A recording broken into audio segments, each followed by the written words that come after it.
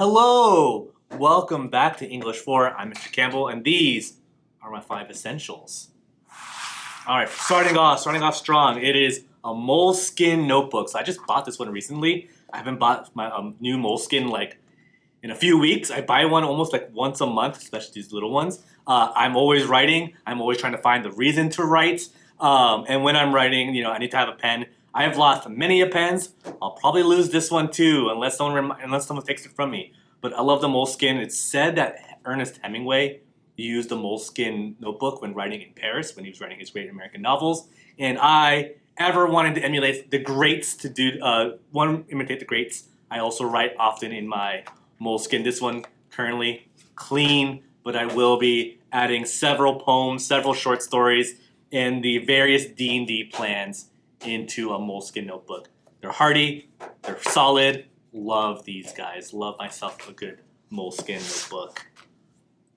Woo! This is Hazel. This is Hazel Ra, named after the main character of Watership Down. One of my favorite books I read in middle school. Specifically, I read it in 8th grade. This is the second version of Hazel, Hazel Ra the second. The first one was given to an ex-girlfriend. It was one of the first gifts I ever gave to her.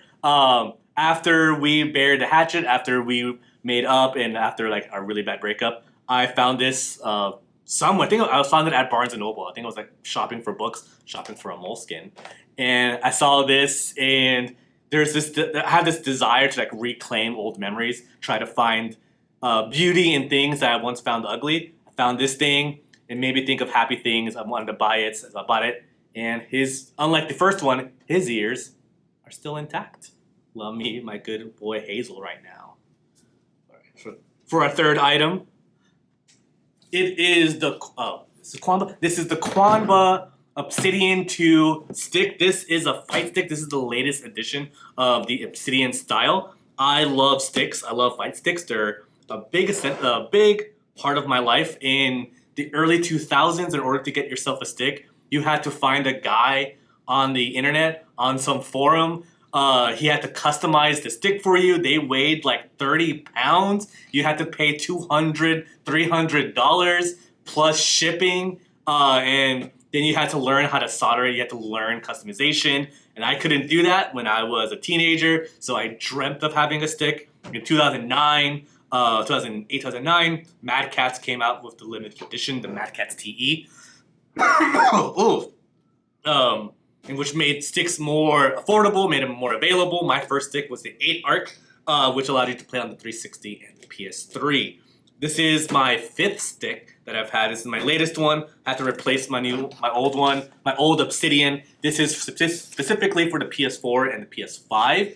Love this. This is nice. It's heavy. There's little storage units right here that allow you to keep your cord away. Love how a stick feels. Love the feeling how this has slanted, so doesn't give me a bad carpal tunnel. And it's just something so satisfying about doing a combo on a stick. I can't live without this. I need this with me all the time. I will die with a stick in my hands. Make sure this thing is safe. For my next essential, you know what it is. It's a cardigan. This is, I want to say, this is the most famous cardigan I have. This is the cardigan that everyone knows me by. I bought this. I think this is my first cardigan ever. I bought this in 2016, 2017. This was one of the very first things I bought when I became a teacher, and it became part of my identity. This is specifically from a cartoon series that I was obsessed with when I was a kid. They were releasing a new season of the series in 2017, and I bought as much merch of it as possible. You can tell this is old because all the branding has been washed off. I love this. It's super comfortable. It's light, but also heavy, so you can wear it year-round.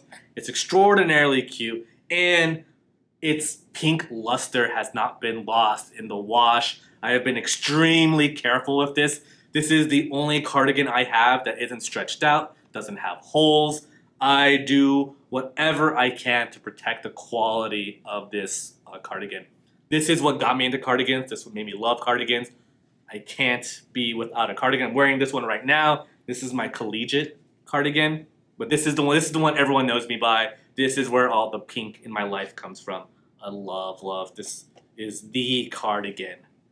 Boom, putting that there. But one last thing, headphones.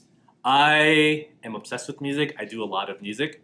I can't do anything without music. I think it's the ADHD, the undiagnosed ADHD in me. I need to have music with me at all time. I can't wash dishes unless unless I have my headphones. I can't vacuum. I can't do yard work. I can't clean my car. I can't write. I can't do anything unless there's some type of hardcore punk or the most danciest of K-pop blasting in my ears. I'm going to destroy my ears. I'm going to go deaf because of these. This is the Google Pixel headphones. They're kind of itchy, but they get the job done. I always need myself a good set of headsets. Ooh, one last thing. I forgot about this.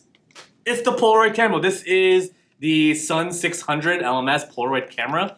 This is a vintage camera. This is from the 80s, I think early 90s. This was my parents'.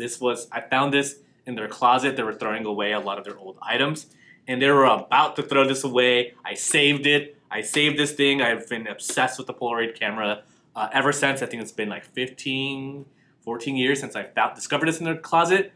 I've supported the Impossible Project. Impossible Project was then bought out by Polaroid, and I've kept on buying their film. I love me a nice Polaroid film. I love Polaroids.